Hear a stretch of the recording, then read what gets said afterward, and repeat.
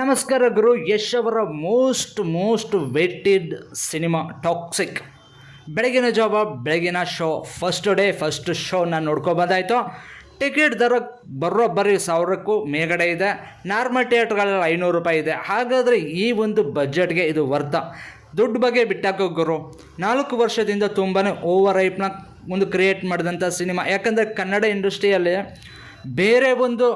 ಬೇರೆ ಒಂದು ಇಂಡಸ್ಟ್ರಿಯ ಭಾಷೆಗಳಿಗೆ ಅಥವಾ ಬೇರೆ ಭಾಷೆಗಳಿಗೆ ಟಕ್ಕರ್ ಕೊಡುವಂಥ ಒಂದು ಸಿನಿಮಾ ಇದಾಗಿತ್ತು. ಹಾಲಿವುಡ್ ರೇಂಜ್ಗೆ ದೊಡ್ಡ ಹೈಪನ್ನು ಹುಟ್ಟಿಸಿದಂಥ ಸಿನಿಮಾ. ಇದನ್ನು ನೋಡಲೇಬೇಕು, ಹೇಗಿರುತ್ತೆ ಸ್ಟೋರಿ, ಇದ್ರ ಮೇಲೆ ತುಂಬಾ ಹೈಪನ್ನು ಇಟ್ಕೊಂಡು ಹೋಗಿರುವಂಥ ಸಿನಿಮಾ. ಹಾಗಾದರೆ ಈ ಸಿನಿಮಾ ಹೇಗಿತ್ತು? ಸಿನಿಮಾ ನಿಜವಾಗಲೂ ನಾವು ಏನು ಎಕ್ಸ್ಪೆಕ್ಟೇಷನ್ ಇಟ್ಕೊಂಡು ಹೋಗಿದ್ವಿ ಅದಕ್ಕಿಂತ ರೀಚ್ ಆಯಿತಾ? ತುಂಬ ಓವರ್ ಹೈಪ್ ಇತ್ತಾ?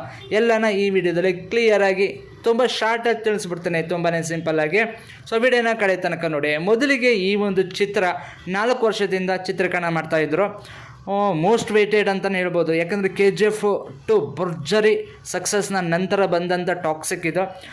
ಯಶ್ ಅವರು ಕೂಡ ಇದ್ರ ಮೇಲೆ ತುಂಬಾ ಫೋಕಸ್ ಮಾಡ್ತಾಯಿದ್ರು. ಯಾಕಂದರೆ ಈ ಒಂದು ಚಿತ್ರನ ದೊಡ್ಡ ಮಟ್ಟದಲ್ಲಿ ನಾವು ಬಿಡುಗಡೆ ಮಾಡಬೇಕು, ಜೊತೆಗೆ ಏನಾದರೂ ಒಂದು ಹೊಸತನ ತರಬೇಕು ಅಂತ ತುಂಬಾ ಫೋಕಸ್ ಆಗಿ ವರ್ಕ್ ಮಾಡಿದಂಥ ಚಿತ್ರ ಇದು. ಬೇರೆ ಯಾವುದೇ ಪ್ರಾಜೆಕ್ಟ್ನ ತೊಗೊಳ್ಳದೆ ರಾಮಾಯಣದಲ್ಲಿ ಮಧ್ಯದಲ್ಲಿ ಕೆಲಸವನ್ನು ಮಾಡ್ತಾಯಿದ್ರು ಬಿಟ್ಟರೆ ಬೇರೆ ಯಾವುದೇ ಪ್ರಾಜೆಕ್ಟ್ಗೆ ಕೈ ಹಾಕದೆ ಟಾಕ್ಸಿಕಲ್ಲಿ ಪೂರ್ತಿ ಅವರ ಎಫರ್ಟ್ನ ಹಾಕಿ ಬಂದಂಥ ಚಿತ್ರ ಇದು. ಮೋಸ್ಟ್ ವೇಟೆಡ್ ಚಿತ್ರ. ಮತ್ತು ಇದು ಹೇಗೆ ಇತ್ತು ಅನ್ನೋ ಈ ವಿಡಿಯೋದಲ್ಲಿ ತಿಳಿಸ್ತೀನಿ. ಮೊದಲಿಗೆ ಹೇಳಬೇಕು ಅಂದರೆ ಯಶ್ ಅವರ ಆ್ಯಕ್ಟಿಂಗು ಸೂಪರ್, ಸಿಕ್ಕಾಬಟ್ಟೆ ಹೈಪನ್ನು ಹುಟ್ಟಿಸಿದೆ. ಯಶ್ ಅವರ ಅಭಿನಯಕ್ಕೆ ಇಲ್ಲಿ ಒಂದು ಸಲಾಮ್ ನೋಡಿಬೇಕು. ಈ ಒಂದು ಚಿತ್ರನ ಅವರ ಹೆಗಲ ಮೇಲೆ ಇಟ್ಕೊಂಡು ಹೋಗಿದ್ದಾರೆ ಅಂದರೆ ತಪ್ಪೇ ಅಲ್ಲ ಗುರು. ಯಾಕಂದರೆ ಪ್ರತಿಯೊಬ್ಬರು ಕೂಡ ಯಶ್ ಮೇಲೆ ಭಾರ ಹಾಕಿ ಚಿತ್ರನ ಮಾಡ್ದಂಗಿದೆ. ಎಲ್ಲರೂ ಅಷ್ಟೇ, ಡೈರೆಕ್ಟರ್ ಆಗಿರ್ಬೋದು, ಸಹ ಹೀರೋಯಿನ್ಗಳು ಅಥವಾ ಮ್ಯೂಸಿಷಿಯನ್ಸು, ಟೆಕ್ನಿಷಿಯನ್ಸು ಯಾರ್ಯಾರಿದ್ದಾರೆ ಎಲ್ಲರೂ ಯಶ್ ಮೇಲೆ ಭಾರ ಹಾಕ್ಬಿಟ್ಟಿದ್ದಾರೆ ಯಾಕಂದರೆ ಓವರ್ ಹೈಪ್ ಕ್ರಿಯೇಟ್ ಮಾಡಿದೆ ಯಶು. ಸೊ ಹಾಗಾಗಿ ಯಶ್ ಮೇಲೆ ಭಾರ ಹಾಕಿ ಮಾಡಿದಂಥ ಚಿತ್ರ ಅನಿಸುತ್ತೆ. ಸೊ ಇದಕ್ಕೆ ರೀಸನ್ ಏನಪ್ಪ ಅಂದರೆ ಇದು ಕಂಪೋಸ್ಡಾಗಿ ಹೋಗ್ತಾ ಇರುತ್ತೆ, ತುಂಬಾ ಲ್ಯಾಗ್ ಇದೆ ಗುರು. ಚಿತ್ರ ಓವರ್ ಹೈಪ್ ಇದೆಯಾ? ಖಂಡಿತ ಇಲ್ಲ. ಆದರೆ ಚಿತ್ರ ಚೆನ್ನಾಗಿದೆ, ಓವರ್ ಹೈಪ್ ಅಂತೂ ಇಲ್ಲ. ಚಿತ್ರ ಚೆನ್ನಾಗಿದೆ. ಯಾಕೆ ಅಂದರೆ ಚಿತ್ರ ಸಿಕ್ಕಾಬಿಟ್ಟೆ ಡ್ಯೂರೇಷನ್ ಇದೆ, 3 ಗಂಟೆ 14 ನಿಮಿಷ. ಇವರು ಬೇಡದಿದ್ದ ಸೀನ್ಗಳು, ಕನೆಕ್ಟೆನ್ಸೇ ಇಲ್ದಿದ್ದಂಥ ಸೀನ್ಗಳು ಸಿಕ್ಕಾಬಟ್ಟೆ ಇದೆ. ಅದನ್ನೆಲ್ಲ ಕಟ್ ಮಾಡಿದರೆ 2.25 ಗಂಟೆಲಿ ಕರೆಕ್ಟ್ ಆರಾಮಾಗಿ ಚಿತ್ರನ ಮುಗಿಸ್ಬೋದಿತ್ತು.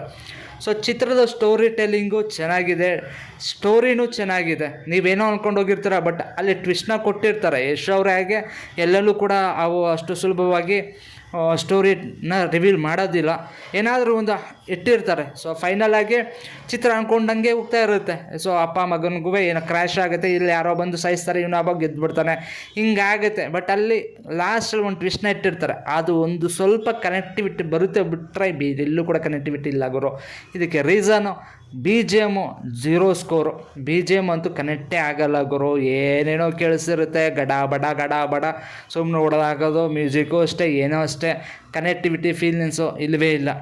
So first of all. ಮತ್ತು ಸೆಕೆಂಡ್ ಅವರಲ್ಲಿ ಬರಬೇಕಾದ್ರೆ ಇಲ್ಲಿ ತುಂಬಾ ಕ್ಯಾರೆಕ್ಟರ್ಗಳನ್ನ ತೋರಿಸಿದ್ದಾರೆ. ನಯನತಾರ ಆಗಿರ್ಬೋದು, ಕೈರಾ ಅಡ್ವಾಣಿ ಆಗಿರ್ಬೋದು, ಆಮೇಲೆ ರುಕ್ಮಣಿ ವಸಂತು, ಇನ್ನಿಬ್ಬರು 3 ಜನ ಹೀರೋಯಿನ್ಸ್ ಇದ್ದಾರೆ. ಸೊ ಇದೆಲ್ಲ ಅನ್ನೆಸರೀಸು. ಆ ರೋಲಿಗೆ ಅದು ಅವಶ್ಯಕತೆ ಇಲ್ಲ ಅನಿಸ್ಬಿಡುತ್ತೆ.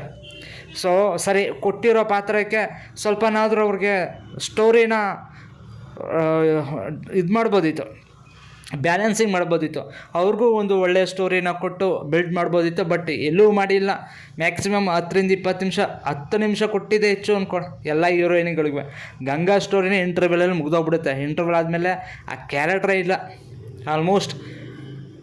ಹಾಗಿರಬೇಕಾದ್ರೆ ಸ್ಟೋರಿ ಡೆಪ್ತ ಬರೋದಿಲ್ಲ. ಕೈರಾಟ್ ಬನ್ನಿನೂ ಕೂಡ ಸ್ಟೋರಿ ಇಂಟರ್ವಲ್ನೇ ಮುಗ್ದೋಗ್ಬಿಡುತ್ತೆ. ಮತ್ತು ಗಂಗಾ ಅವರು ಎರಡು ಕ್ಯಾರೆಕ್ಟರ್ ಇಲ್ಲ. ಇನ್ನು ಇಂಟರ್ವಲ್ ಆದಮೇಲೆ ಪೂರ್ತಿ ಸ್ಟೋರಿ ಯಶ್ ಮೇಲೇ ಭಾರ ಹಾಕಿರೋದ್ರಿಂದ ಹೇಗೆ ಲ್ಯಾಗ್ ಅನಿಸ್ತೇ ಇರುತ್ತೆ.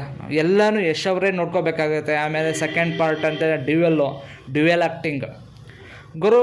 ಓವರಾಲ್ ಹೇಳ್ಬೇಕಂದ್ರೆ ಸ್ಟೋರಿ ಅನ್ಕಂಡಷ್ಟು ರೀಚ್ ಆಗಲಿಲ್ಲ. ಅನ್ಕಂಡಷ್ಟು ರೀಚ್ ಆಗಿಲ್ಲ. ಮತ್ತು ನಿಮ್ಮ ಬಜೆಟ್ಗೆ ಅದು ಬಟ್ ಹೋಗಿ ನೋಡ್ಬೋದು ನೀವು ಆರಾಮ್ಸೆ. ಯಾಕೆ ಸೂಪರ್.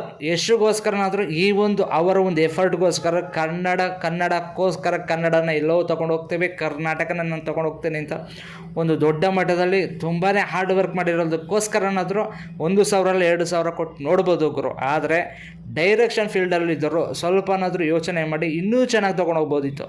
ಸಖತ್ ಮಾಡಿಲ್ಲ, ಅವ್ರು ಮಾಡಲಿಲ್ಲ. ಡೈರೆಕ್ಷನ್ಸ್ ಏನಂದರೆ ಯಶ್ ಮೇಲೆ ಭಾರ ಹಾಕಿ ಏನೋ ಮಾಡವ್ರೆ. ಇದು ಫಸ್ಟ್ ಟೈಮ್ ಏನೋ ಡೈರೆಕ್ಷನ್ ಮಾಡ್ತಾರೆ, ನನಗೆ ಗೊತ್ತಿಲ್ಲ ಗುರು. ಇದಕ್ಕಿಂತ ಮುಂಚೆ ಮಾಡಿದ್ದಾರೆ ಏನೋ, ಅವ್ರ ಬಗ್ಗೆ ನಾನು ರಿಸರ್ಚ್ ಮಾಡೋಕ್ಕೆ ಹೋಗಲಿಲ್ಲ. ಚಿತ್ರ ನೋಡಿದ ಮೇಲೆ ಆ ಡೈರೆಕ್ಟ್ ಮೇಲೆ ರಿಸರ್ಚ್ ಮಾಡೋ ಒಂದು ಕಾನ್ಸೆಪ್ಟೇ ಹೋಗ್ಬಿಡ್ತು ನನಗೆ.